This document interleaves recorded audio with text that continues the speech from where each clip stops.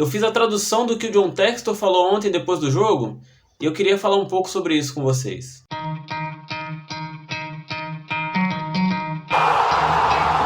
The whole world saw it. That is not a red card. He got the ball first.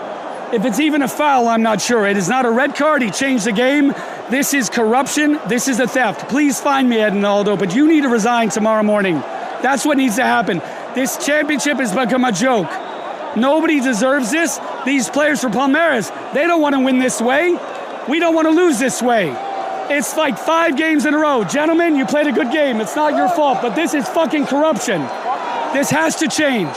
Edinaldo, you need to resign for the good of the game. It has to be over now. This is theft. Find me. You can red card me. Right? It's my stadium. I'll still be here.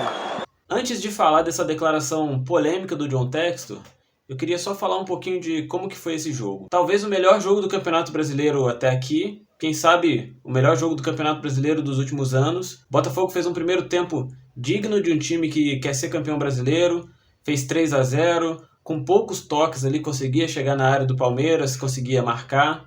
Tiquinho Soares muito importante no esquema tático do jogo de novo, abrindo espaço, dando oportunidade, ainda que não tenha feito gol. Mas foi um primeiro tempo muito bom do Botafogo, apesar do jogo imprevisível que se tornou depois. Na sequência a gente teve a expulsão do Adrielson no lance que eu vou comentar ainda, e o Abel Ferreira foi muito inteligente em entender depois as possibilidades que o Palmeiras tinha no jogo, as alterações que ele deveria fazer, e o Palmeiras aproveitou essa superioridade numérica em campo, conseguiu fazer um segundo tempo muito bom, virou o jogo, e o jogo se tornou isso que a gente viu.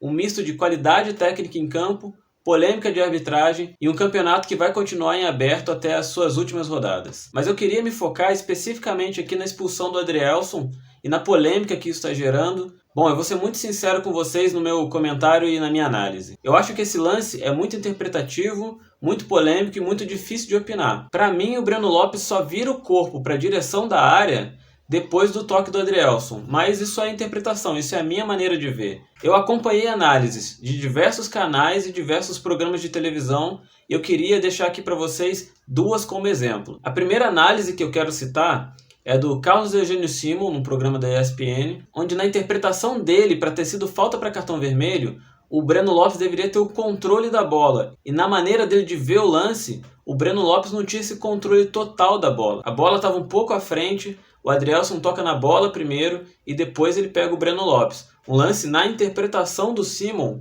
para cartão amarelo. A outra análise que eu queria deixar aqui como exemplo é do Bruno Formiga, que apesar de não ser ex-árbitro como o Simon, é alguém que estuda futebol e que costuma fazer análises muito precisas e muito interessantes. E na interpretação dele o lance foi para vermelho justamente porque ele pensa ao contrário do Simon. Na opinião dele, o Breno Lopes tinha o controle da bola e estava indo em direção à área, o que faz com que o lance seja passível de cartão vermelho. Eu discordo dessa análise justamente pelo que eu disse. Eu acho que o Breno Lopes estava indo em direção à linha de fundo e depois do toque ele vira o corpo em direção à área. Talvez aí por já entender que com esse toque poderia ser um lance para cartão vermelho. Mas tudo isso é muito interpretativo. Eu estou dando aqui a minha opinião e colocando como contraponto a opinião de 2 outras pessoas, muito mais credenciadas do que eu e muito mais relevantes do que eu no assunto. E mesmo assim a gente tem divergência de opinião. Seja de alguém que é espectador como eu não sou torcedor do Botafogo especificamente, mas eu acompanho o futebol brasileiro, seja na opinião de 2 outros caras, um que estuda futebol e outro que é ex-árbitro.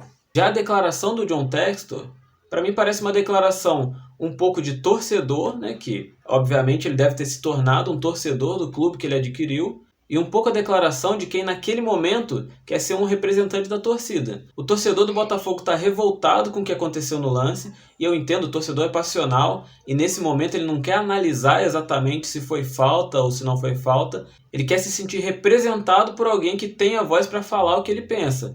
E o John Textor tem esse espaço, tem essa relevância e tem voz para falar em nome do torcedor botafoguense no momento. Mas isso não quer dizer que o que ele disse tem sentido ou tenha razão, a menos que ele saiba alguma coisa que a gente como torcedor não sabe. Mas a sensação que eu fico é que ele jogou para a torcida um pouco aí nessa entrevista. Ninguém aqui está defendendo o trabalho da CBF nem da arbitragem brasileira.